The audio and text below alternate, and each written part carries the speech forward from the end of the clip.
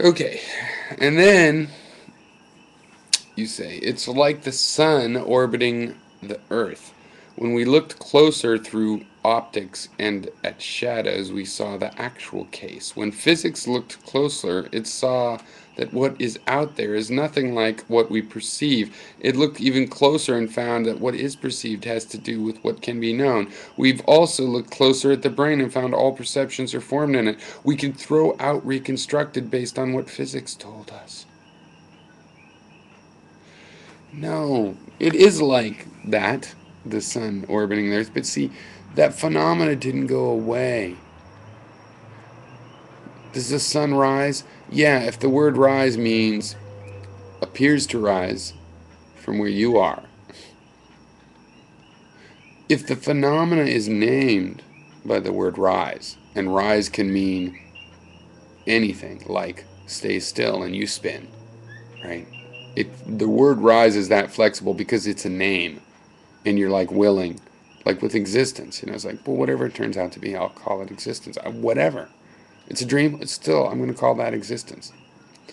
It's a dream, well, I'm still going to call these super consistent perceptions the real ones, the ones related to materialism and whatnot. There was still a phenomena there. You're making a classic error, okay, of degenerative cynicism, which likes to call itself nihilism. But then again, you're trying to use it for positive means, but I don't see how that makes it a positive thing. Okay. And that mistake is that you can apply induction to a tool set. Like induction to a hammer, therefore one day everything will be a house. You're applying an induction to the skeptical tools of analysis. There's like one of the tools is, these acidic solutions that will dissolve anything. And you're saying that we can just assume it dissolves to nothing since you can always dissolve to the next step. But that's what you misunderstand about infinity. It's really, I wish there was a way to teach this better than in math class when they teach it, because I noticed the kids around me not paying much attention, but it's very, very, very enlightening.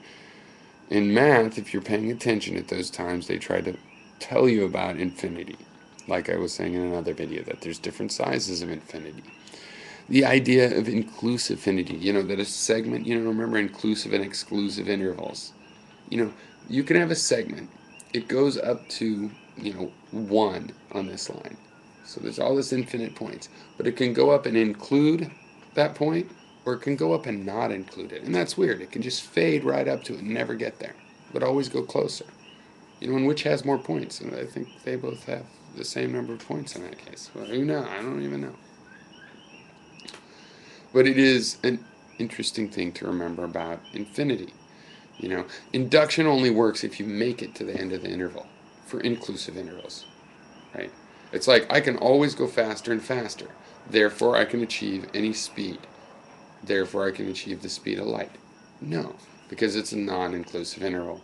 If it's a non-inclusive interval, then you can't just say, therefore, I will always make that next step. You have not dissolved everything to nothing, and you would not ever do that.